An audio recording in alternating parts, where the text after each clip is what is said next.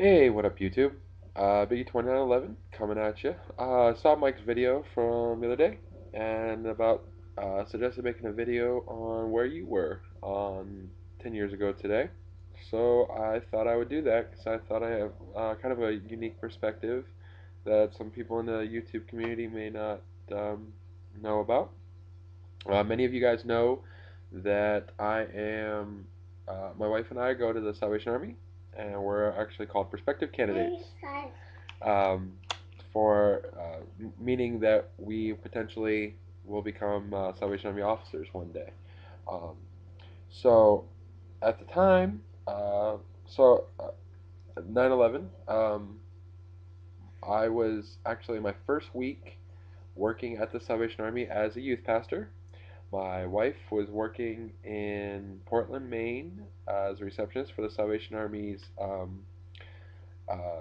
headquarters for northern New England, and a lot of people know the Salvation Army, or may not know, but the Salvation Army was one of the first social organizations and most prominent social organizations to be there.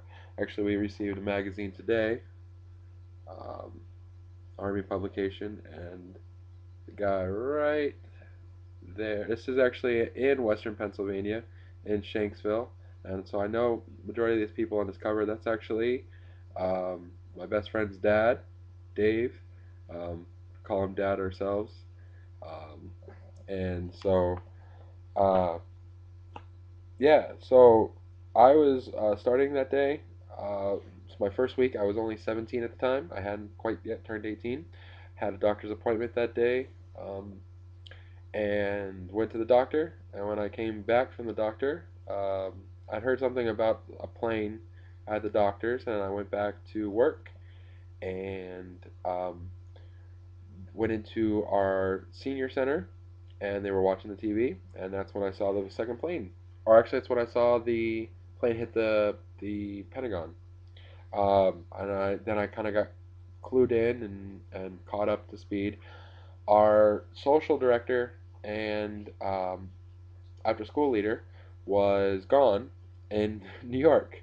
So there was a bunch of us trying to find out where she was, and I had, and of course, there was mass hysteria, and everybody didn't know what was going on, and they actually they actually thought because Erie is a major port that we might be a potential target and all this, and so I had to call all of the parents for our after school kids and tell them we were still having the program and that they, you know, if they didn't want to come, we understood if they wanted to get their kids. We actually had one girl who was really autistic and whose mom requested that, don't let her hear anything about it, don't let her see any of the television, she won't know what's going on. And so, here, yeah. And so we did. I assured them they wouldn't have anything, we wouldn't have any uh, stuff in there. Here, Lily. So, someone just woke up from a nap. So that's kind of where I was. And I went through the day, did what I could, and yeah, my wife had kind of an interesting. I'll let her tell where she was. I was at the headquarters up in Portland, Maine for the Salvation Army, and I was the receptionist. So one of my coworkers' mothers called, and before I patched her through, said that a plane had hit the World Trade Center, and that really didn't mean anything to me. Had no clue where that was really.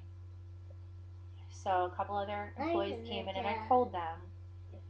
They all went upstairs, and next thing I know, there's really nobody on my floor by myself. Don't know what's going on. Got some people calling, finding out, do you know what's going on? What can we do to help? You can't find anything on the internet at the beginning. There just everything was down, and it was happened to be a friend of mine was online, and I was illegally talking to her online. That's when I found out what was going on. And when I finally got my first break and went upstairs and saw the TV, that's when the Pentagon was hit. And that day, also about a block away from our office, there was a gunman just going crazy, wandering the streets with a gun. So we were on lockdown for a little bit in our office. And my great aunt lived about a mile from the towers. So I was worried about her. I just knew she lived in New York. Wasn't sure how far. Finally got a hold of her, and she said she was okay, and said, "I'm just glad that you guys are all up in Maine where it's safe." And of course, it came out then not too long after that that that's where they flew out of. And some of the pictures that they've used of the terrorist faces and stuff were from the Walmart that they were at the day before, that I was at the day before, At the and same time. they at the same time. Um, and from the airport up there, and from ATMs up there. So so it's kind of it's that's really weird to know that her family, my in-laws, are they were in the Walmart at the same time as the terrorist in Portland, Maine. Who would have thought? And so very well could have passed them in an aisle the day before this huge tragedy. A lot of you, if you guys don't know the Salvation Army's role in the aftermath, um, I I don't want to say unfortunately, but I really do feel unfortunately. I was on the list of uh, workers to go help work, there, but I was very far down on the list, so I didn't get to go. My best friend went. I have plenty of friends that went to either um, Shanksville or New York, um, and the Salvation Army had the largest feeding center there. It was actually called the Taj Mahal because it was a huge giant blow up tent that could feed thousands at one time. And if you remember, after, and we just realized this today, that after 9/11, they had the two beams of light that went up as a memorial. That was right next to this to the Taj Mahal. The Salvation Army was in charge of turning that on and off every day. Um, the Salvation Army in Shanksville was asked to lead uh, church services by for the media and for the first responders. Um, and for 2 weeks, the total time that they were in Shanksville was 3 weeks. And for 2 of those 3 weeks, the Army was asked to lead the services there. Um, my boss at the time, um, and my current pastor were both sent to New York City. My best friend's parents were sent to New York City. Uh, my wife's uncle and aunt were in New York City. They were in the school to become pastors, and they were working on the streets at Ground Zero. My boss at the time was actually stationed at a mobile morgue. Um, they actually set up schools and stuff, and brought just truckloads of bodies. And so the people there were really affected, and they needed pastors there for counseling and everything. Uh, we were had plenty of donations. The money, all the money from all the donations went to 9/11. We had shipped out. I wish I'd have looked up more data. If you guys go online and look it up, there was plenty of canteens that were shipped out there. We were there for um, just forever. But one of the stories that I want to tell, that I'm very proud of with the Army. Um, these first responders were going out um, into right after the towers fell, and uh, were climbing into the debris to look for survivors. Well, you just had jet fuel explode and melted metal, so their boots were melting.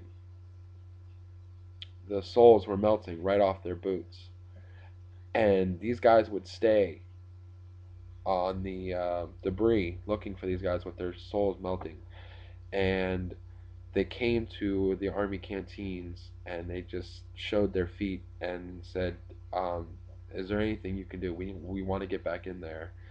Um, and so Salvation Army, forget who it was, a Salvation Army female officer went in uniform, um, running and got boots and would kneel down in front of the fire trucks, the canteens, take these melted boots off of the first responders' feet and wash their feet and give them new boots so they could go back out there. And as a Christian, ultimate servitude, Christ knelt down and washed the feet of his disciples, and it was it's a very big showing of servanthood. So that's one of the stories to me that just resonates. So, but we remember everybody today, and I hope you guys took time today to remember everybody.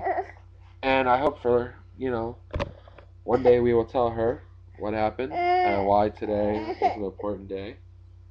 And so, all right, YouTube, that's it for me. It's a long video, but I wanted to put out there. Say hi, Lily. Say hi, everybody. All right, we're gonna go have her get settled from her nap. You too. Thank you again to everybody who gave what they could 10 years ago today. We remember you. Peace. Yeah, yeah.